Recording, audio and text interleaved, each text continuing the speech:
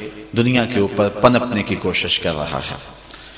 اس حوالے سے ایک طویل اور لمبی بحث بھی ہو سکتی ہے، لیکن اصلاح عقیدہ کے عنوان سے میں دو چار باتیں عرض کر کے آپ سے اجازت چاہوں گا اور بات آگے بڑھا دوں گا۔ ایک عام آدمی تو پریشان ہے کہ میں جاؤں تو کدھر جاؤں۔ ایک آدمی کو کئی آدمی کھینچ رہے ہیں، کوئی کہہ رہا ہے میں سچا، کوئی کہہ رہا ہے میں سچا، اور ہر شخص دلائل دے رہا ہے، اور وہ شخص ایک عجیب مخمصے میں مبتلا ہے۔ کبھی آپ نے دیکھا ہو لاری اڈے پہ کہ سواری جب کسی جگہ پہ جانے کے لیے قدم رکھتی ہے تو کوئی اس کا سامان چھین کے لے جاتا ہے، کوئی کنڈکٹر اس کا بچہ چھین کے لے جاتا ہے، اور کوئی اس کو بازو سے پکڑ کے کسی جانب کھینچ رہا ہوتا ہے، اور بعض کا سواری پریشان ہوتی ہے اور وہ غصے میں آ کہتی ہے میں نے کہیں نہیں جانا۔ تو عجیب وہ مخمصے میں مبتلا ہوتی ہے کہ میں جو ہے وہ کس کے ساتھ جاؤں۔ آج کل فرقہ بازوں نے بھی یوں سلسلہ کیا ہوا ہے کہ وہ لوگوں کو پریشان کر رہے ہیں، اور بہت سارے لوگ ہیں کہ جو مذہب سے بیزار ہو جاتے ہیں، وہ کہتے ہیں سارے جھوٹے ہیں۔ گو ایک طبقہ ایسا بھی ہے جو کہتے ہیں کہ جی سارے ہی سچے ہیں، حالانکہ یہ بھی درست نہیں ہے، یہ بات معقول نہیں ہے کہ سب سچے ہوں، اور یہ بھی درست نہیں ہے کہ سب جھوٹے ہوں۔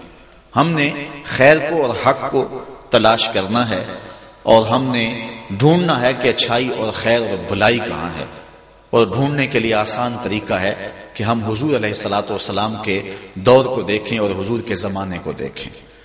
میرا ایک درویش سا دوست ہے، اس کو کسی نے پوچھا کہ جناب آپ کا مذہب کیا ہے، تو اس نے کہا کہ میرا وہی مذہب ہے جو میرے والدین کا مذہب تھا۔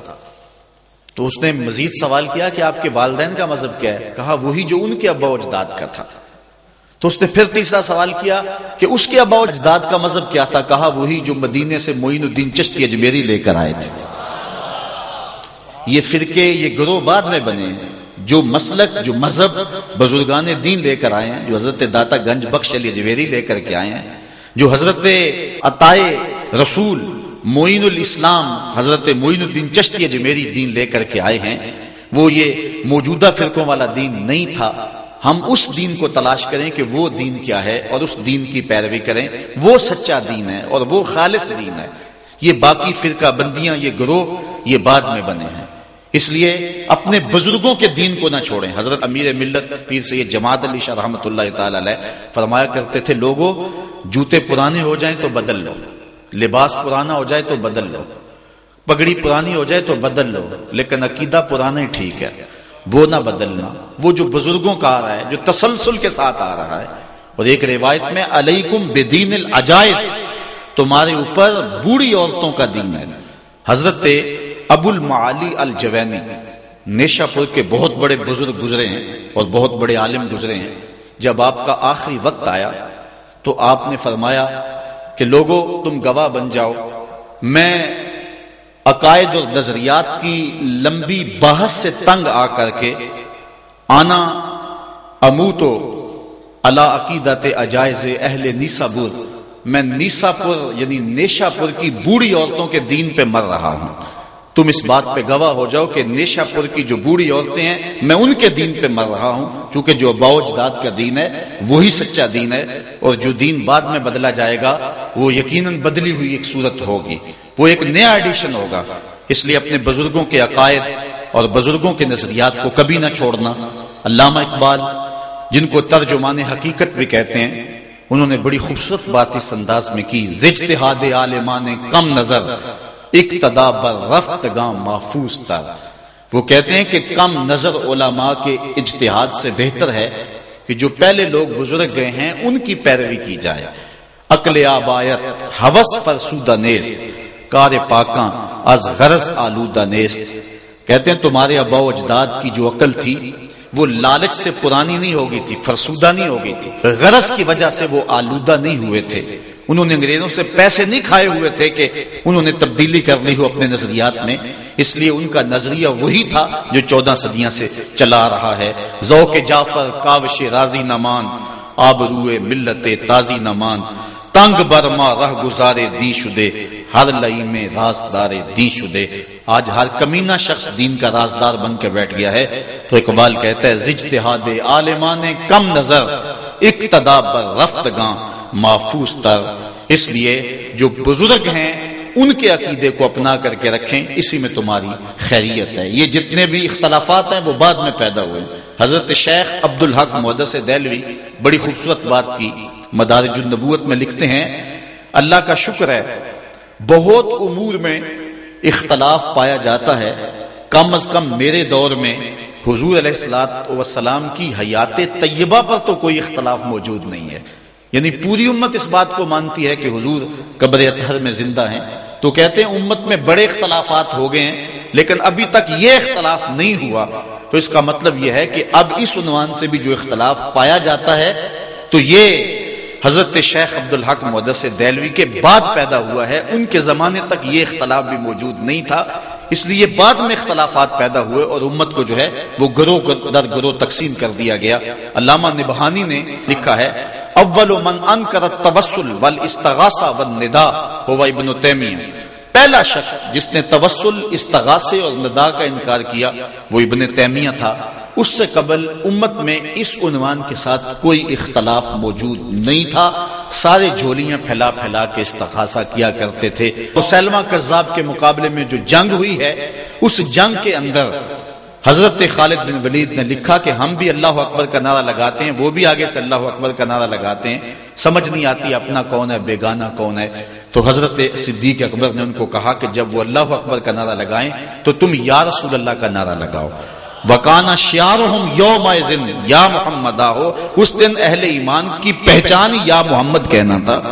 اس لیے ہم اپنے آباء و اجداد کے دین کو دیکھیں اور نئے نئے ادیان اور نئے نئے رنگ نہ اپنائیں کہ بعد میں آج اگر ہمیں یہ تبدیلی کرنی پڑ گئی ہے کچھ لوگوں کو کہ وہ نماز کے اندر ربنا اغفر لی والدیّ نہیں پڑھتے کہ ہمارے والدین کے عقائد ٹھیک نہیں تھے، ان کے لیے دعا نہیں ہو سکتی، تو اگر کل اسلام کا کوئی اور نیا ایڈیشن آ جاتا ہے تو پھر تمہاری اولادوں کو جو ہے کوئی اور تبدیلی لانا پڑے گی اور ان کے نزدیک تم بھی کافر ہو جاؤ گے۔ اس لیے اللہ کا خوف کرو اور جو بزرگوں کے عقائد چلے آ رہے ہیں ان کے اندر تبدیلی نہ کرو۔ کچھ لوگوں نے امت مسلمہ کے اندر بگاڑ پیدا کرنے کے لیے امت کو فرقہ فرقہ کر دیا، پہلے فرقہ فرقہ کیا، پھر ان کو جو ہے وہ تشدد پہ ابھارا، پھر ان کے ہاتھوں کے اندر اسلحہ دیا، اور آج یہ ہے کہ ایک مسلمان دوسرے کا گلا کاٹ رہا ہے۔ امت مصطفیہ آپس میں دست و گریبان ہے، چھوڑ کے آپ کا دامن رحمت، آقا ہم سے بھول ہوئی، کھو دی اپنی قدر و قیمت، آقا ہم سے بھول ہوئی، دیکھ ہماری آنکھ مچولی، اپنے سینے اپنی گولی، بھول گئے ہم درس اخوت، آقا ہم سے بھول ہوئی، بن گئے سیم و زر کے بندے، تن کے ستھرے من کے گندے، لٹ گئی ہم سے فقر کی دولت، آقا ہم سے بھول ہوئی۔ اب بھی حضور کی دہلیز پہ آ جائیں اور عرض کریں کہ دنیا کے ٹھکرائے ہوئے ہیں، تیرے در پہ آئے ہوئے ہیں، کھول دے اپنا دامن رحمت، آقا ہم سے بھول ہوئی۔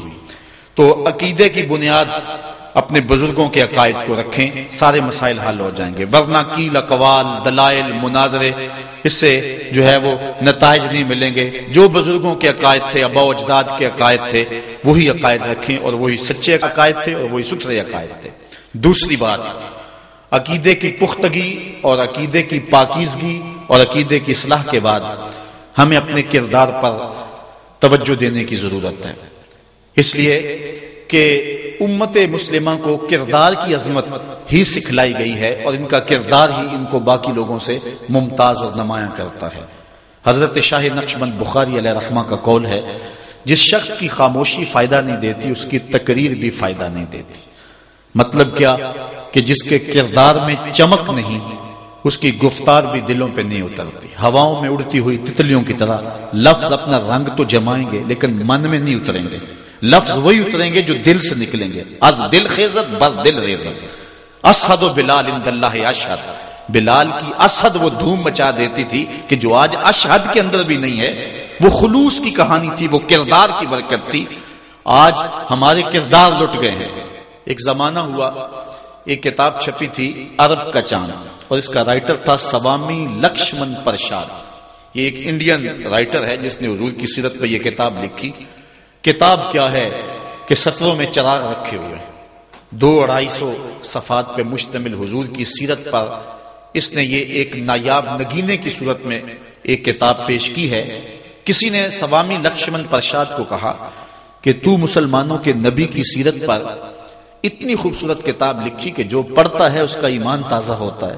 اس کتاب کو لکھ کر کے تو خود اس نبی آخر الزمان کا غلام کیوں نہیں بنا؟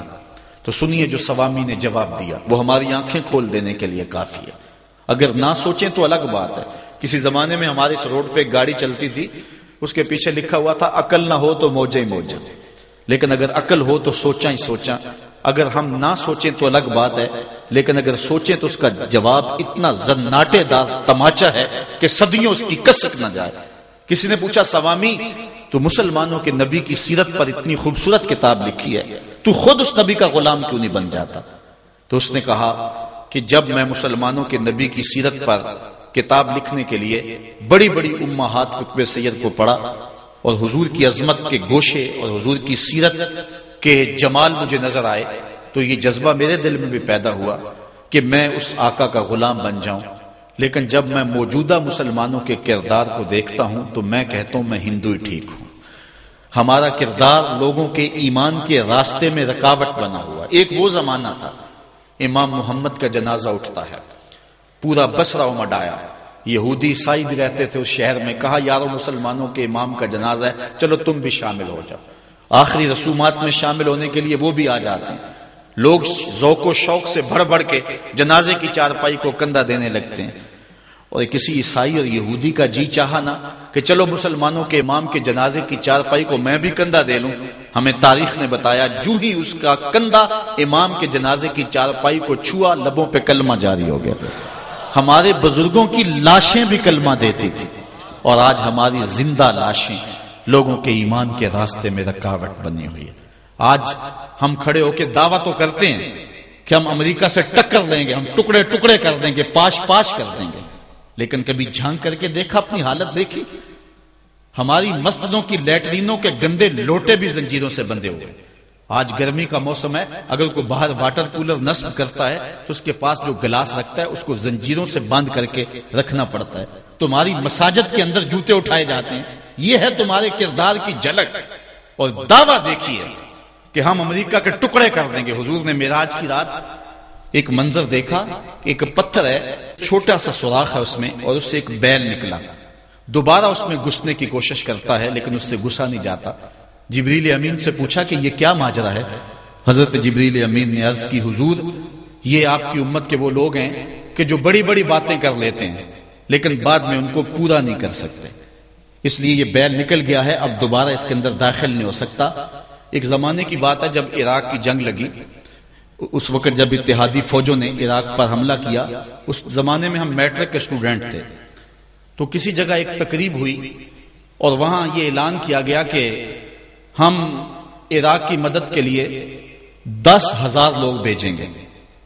جذبے جوان تھے، تو میں اپنی والدہ ماجدہ سے بڑی منت سماجت سے ان سے عرض کر کے کہ میں نے بھی جانا ہے اور میں نے بھی جان وارنی، اور اپنے ایک دو دوستوں کو بھی تیار کیا، اور تیار کر کے جو ہے وہ ہم جس نے اعلان کیا تھا ان کے مرکز میں، ان کی مسجد میں پہنچے اور کہا جناب ہم اپنا نام دینا چاہتے ہیں۔ تو وہاں جو بندہ بیٹھا تھا پہلے تو غور سے ہماری جانب دیکھنے لگا، اور پھر اس کے بعد اس نے کئی طرح کے چبھتے ہوئے سوال کیے، اور اس کے بعد اس نے ایک ردی کے ٹکڑے کے اوپر ہمارا نام لکھ لیا۔ اس وقت تو ہمیں سمجھ نہ آئی، لیکن بعد میں جوں جوں شعور پختہ ہوا تو آج سمجھ آتی ہے کہ ممبروں اور محرابوں پہ لوگ کیسے کیسے دعوے کر دیتے ہیں، اور ہم جذبے لے کر کے پہنچے، لیکن اب سمجھ آئی ہے کہ اگر وہ 10,000 چوہا بھی بھیجنا چاہیں تو نہیں بھیج سکتے۔ جو 150 بندہ مجمع میں اکٹھا کرتا اس نے 10,000 جہاد کے لیے کیسے بھیجنے ہیں؟ تو یہ ایک عجیب سی جو ہے وہ باتیں لوگ کر دیتے ہیں، ہم دعوے بڑے کرتے ہیں، ایسے کر دیں گے وہ کیسے کر دیں گے۔ لفظوں سے امریکہ نہیں ٹوٹے گا، لفظوں سے جو ہے وہ ٹکڑے ٹکڑے نہیں ہو جائے گا انڈیا، ہم نے عمل دکھانا پڑے گا۔ صرف ہم ان کی طرف نفرت سے تھوک دیں تو ان کی توپوں میں کیڑے نہیں پڑ جائیں گے، ہمیں اس کے مقابلے میں کچھ کرنا ہوگا۔ آج ہم کہتے ہیں کہ ہم ٹکڑے کر کے رکھ دیں گے، لیکن اپنے کردار کو دیکھا، اپنے آپ کو تو بدلنے کے لیے ہم تیار نہیں ہیں۔ اپنی حالت کبھی ہم نے دیکھی ہم کس جگہ پہ کھڑے؟ اپنے آپ کو تبدیل کریں اور اپنے اندر تبدیلی لائیں، اپنے اندر ایک تغیر پیدا کریں اور اپنی ذات کو مؤثر بنائیں۔ بالخصوص جو ذمہ دار لوگ ہیں، جو وارثان محراب و منبر ہے، اگر جو بات کرتے ہیں اس کے پیچھے عمل کا زور ہوگا تو پھر بات اثر کرے گی، پھر کوئی وجہ ہی نہیں ہے کہ بات دل تک نہ پہنچے۔ از دل خیزت بر دل ریزت، دل سے نکلے گی، دل تک پہنچے گی۔ اور تمہیں مدینے کی گلی کا واقعہ سناؤں۔ ایک عورت ہے مسجد نبوی میں نماز پڑھنے جاتی ہے. یہ حضرت عمر کے دور خلافت کی کہانی ہے. تو ایک نوجوان راستہ روک کے کھڑا ہو جاتا ہے. ایک دن اس عورت نے رک کر کے کہا کہ میں کتنے دنوں سے دیکھ رہی ہوں کہ تم میرے راستے میں مزاحم ہوتے ہو، کیا ماجرا ہے؟ اس نے کھل کے